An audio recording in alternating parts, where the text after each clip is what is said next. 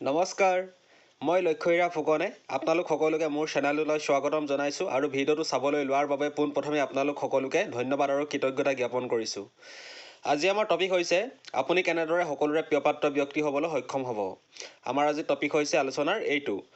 পোনপ্ৰথমে ইয়াৰ চৰ্ত হৈছে আমি হাঁহিমুখীয়া হ'ব লাগিব। আমি চাবচোন হাঁহিমুখীয়া ব্যক্তিসকলক সদায় সকলোৱে ভাল পায়।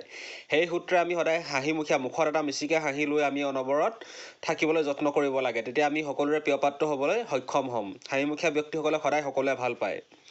আমি গুৰুত্ব দিব লাগিব পৰিষ্কাৰ পৰিচ্ছন্নতাৰ ওপৰত। একদম চুলিৰ পৰা ভৰিৰ নখলৈকে প্ৰতিটো অংগ শৰীৰৰ, দাঁতেই হওক, চকুৱেই হওক, হাতৰ নখেই হওক, ভৰি নখেই হওক, প্ৰতিটো অংগ পৰিষ্কাৰ পৰিচ্ছন্নকৈ আমি ৰাখিব লাগে। পৰিষ্কাৰ পৰিচ্ছন্নতাই হৈছে ঈশ্বৰ পৰায়ণতা।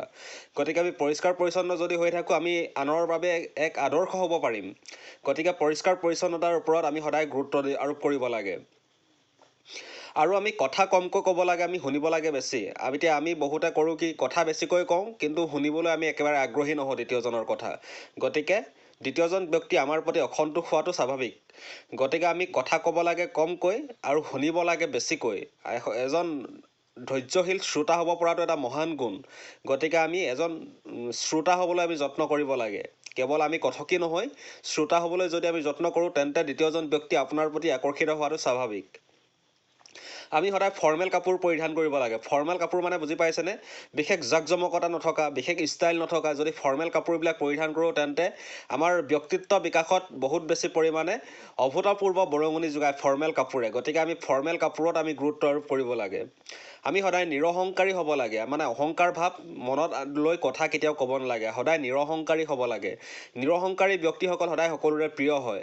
গতিকে অহংকাৰ ভাৱ ত্যাগ কৰি সদায় নিৰহংকাৰী হৈ নিজৰ জীৱন সুচাৰুৰূপে পৰিচালিত কৰিবলৈ যত্নপৰ হ'ব লাগে। দ্বিতীয়জন ব্যক্তিৰ প্ৰতি আমি আগ্ৰহ দেখুৱাব লাগে। আমি যেতিয়া দ্বিতীয়জন ব্যক্তিক লগ পাওঁ, তেতিয়া আমাৰ সেই ব্যক্তিজনৰ প্ৰতি যদি আমি আগ্ৰহ দেখুৱাওঁ, তেন্তে সেই দ্বিতীয়জন ব্যক্তি আপোনাৰ প্ৰতি বহুত সন্তোষিত হ'ব। গতিকে আমি দ্বিতীয়জন ব্যক্তিৰ প্ৰতি আমি আগ্ৰহ দেখুৱাব লাগে। আমি সদায় জ্ঞান পিপাসু হ'ব লাগে। জ্ঞান পিপাসু মানে বুজি পাইছেনে? যি জ্ঞানৰ প্ৰতি আগ্ৰহী, জ্ঞান অন্বেষণৰ প্ৰতি আগ্ৰহী। সৰু চিংৰা খোৱা পেপাৰখনেই হওক লাগিলে, তাত যিটো আমি অধ্যয়ন যদি কৰোঁ, যে তাতো যদি কিবা ভাল লগা নিউজ এটা পাওঁ, আমি সেইটো অধ্যয়ন কৰিম।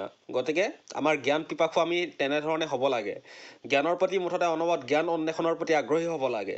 জ্ঞান পিপাসু লোকসকলো সদায় সকলোৰে প্ৰিয় হয়। কাৰণ তেওঁ জানে যে দ্বিতীয়জন ব্যক্তিয়ে আপুনি বহুত কথা জানে বুলি তেওঁ ইতিমধ্যে জ্ঞাত যদি হয়, তেন্তে আপোনাৰ প্ৰতি আকৰ্ষণ হোৱাটো বহুত বেছি স্বাভাৱিক। আমি সদায় পৰোপকাৰী হ'ব লাগে। পৰোপকাৰী মানে বুজি পাইছেনে? যি আনৰ উপকাৰ কৰি ভাল পায়। আনক উপকাৰ কৰি ভাল পোৱা ব্যক্তিসকল সাধাৰণতে সদায় সকলোৰে প্ৰিয় পাত্ৰ হয়। গতিকে আমি পৰোপকাৰী হ'বলৈ চেষ্টা কৰাটো অতিকৈ আৱশ্যক। সদায় আমি দয়ালু হ'ব লাগে। দয়ালু মানে বুজি পাইছেনে? এখন কোমল অন্তৰৰ গৰাকী হ'ব লাগে। আমি মানুহজনক যেনেকৈ সন্মান প্ৰদৰ্শন কৰোঁ, ঠিক তেনেদৰে কুকুৰ এটাকো আমি সমানে মৰম প্ৰদৰ্শন কৰোঁ। সেয়া হৈছে আমি দয়ালু হোৱাৰ চৰ্ত। গতিকে আমি দয়ালু হ'বলৈ যত্নপৰ হ'ব লাগে। আমি সদায় ফুটনি নামাৰিব লাগে। ফুটনি এতিয়া বহুতে কৰে কি, ফুটনি মাৰে, আছে তেওঁৰ 1% প্ৰতিভা, কিন্তু দেখুৱাবলৈ যায় 10%। সেইটো কেতিয়াও কৰিব নালাগে। যাৰ যিটো আছে সদায় অৰিজিনেলটোকে প্ৰদৰ্শন কৰিব লাগে। যিটো অৰিজিনেল সেইটো অৰিজিনেল আৰু গতিকে আমি সদায় ফুটনি নমৰাকৈ নিজৰ কথাবিলাক আমি প্ৰকাশ কৰিবলৈ যত্নপৰ হ'ব লাগে। ফুটনি নমৰাকৈ কথাবিলাক ক'ব পাৰি, নহয় জানো? যিটো অৰিজিনেল আমি মানুহ, অৰিজিনেলটো যদি আমি আনৰ আগত প্ৰদৰ্শন কৰোঁ, তেতিয়া দ্বিতীয়জন ব্যক্তি আপোনাৰ প্ৰতি সন্তোষিত হ'ব। যদি আমি তাকে নকৰি আমি ফুটনি মৰা কথা কৈ থাকোঁ, তেন্তে দ্বিতীয়জন ব্যক্তিয়ে আপোনাৰ প্ৰতি অসন্তোষ হোৱাটো স্বাভাৱিক কথা। গতিকে আমি কেতিয়াও ফুটনি মাৰিব নালাগে। যিটো আছে, যিটো নাই। গতিকে আমি নাইটোক পাবলৈ আমি চেষ্টা কৰিব লাগে। কিন্তু আমি কৰিব লাগে কি, যিটো আমাৰ নাই সেইটো নায়েই। নথকাটোকে থকা বুলি দেখুৱাবলৈ গৈ আমি বেছিকৈ দেখুৱাবলৈ যত্নপৰ হ'ব নালাগে। তেতিয়া দ্বিতীয়জন ব্যক্তি আপোনাৰ প্ৰতি অসন্তোষিত হ'ব। গতিকে আমি সদায় নিৰহংকাৰী হৈ থাকিবলৈ যত্ন কৰিব লাগে, ফুটনি নমৰাকৈ।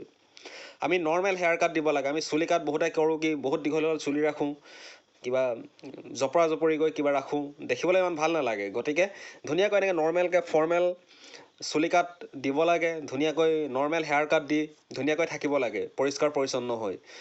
ছোৱালী হ'লে অলপ দীঘলকৈও ৰাখিব পাৰে ইচ্ছা কৰিলে। ধুনীয়াকৈ পৰিষ্কাৰ পৰিচ্ছন্নকৈ ৰাখিব লাগে। পৰিষ্কাৰ পৰিচ্ছন্নকৈ যদি আপুনি নিজৰ হেয়াৰ কাটটো নৰ্মেল হেয়াৰ কাট দিয়ে, তেতিয়াও আপোনাৰ ব্যক্তিত্ব বিকাশত বহুত বেছি পৰিমাণে অভূতপূৰ্ব বৰঙণি যোগায়। গতিকে নৰ্মেল হেয়াৰ কাট আমি দিয়াৰ প্ৰতি আমি আগ্ৰহী হ'ব লাগে। আৰু আমি সদায় কেৰিয়াৰৰ প্ৰতি সদায় সচেতন হ'ব লাগে। যি কেৰিয়াৰে নহওক লাগিলে, কোনোবাজনে যদি খেতি কৰিম ভাবিছে তেওঁ খেতি কৰক, ভালদৰে কৰক। কোনোবাজনে যদি শিক্ষক হ'ম ভাবিছে শিক্ষক হওক, চেষ্টা কৰক। গতিকে কেৰিয়াৰৰ প্ৰতি সদায় আগ্ৰহী ব্যক্তিসকল সদায় সকলোৰে প্ৰিয় পাত্ৰ হয়। যি কেৰিয়াৰৰ সন্মান কৰিব জানে সেই ব্যক্তিজনে আন সকলোকে সন্মান কৰিব জানে। আনক সন্মান কৰিব জনা ব্যক্তিজন সদায় সকলোৰে প্ৰিয় পাত্ৰ হয়। গতিকে মই আশা কৰিম আপোনালোক কেৰিয়াৰৰ প্ৰতি সদায় সচেতন হ'ব। যি কেৰিয়াৰ নহওক লাগিলে মুঠতে কেৰিয়াৰৰ প্ৰতি সচেতন হ'ব লাগে, নিজৰ ভৱিষ্যতটোৰ প্ৰতি। গতিকে আশা কৰিম আজি মোৰ ভিডিঅ'টোৰ ভাৱাৰ্থ আপোনালোকে বুজি পাইছে। বুজি পাই যদি নিজৰ জীৱনত হৃদয়ংগম কৰি নিজৰ জীৱনত প্ৰয়োগ কৰে তেন্তে আপোনালোক 100% উপকৃত হ'ব। গতিকে মই আশা কৰিছোঁ সকলোৱে সামান্যতম হ'লেও উপকৃত হ'ব এই ভিডিঅ'টোৰ পৰা, আৰু আপোনালোকে নিজৰ জীৱনটো যাপন কৰিবলৈ অলপ হ'লেও বৰঙণি যোগাব মোৰ এই ভিডিঅ'টোৱে। গতিকে মই সেই আশাৰে আজিলৈ ইমানতে এৰিছোঁ। Thank U.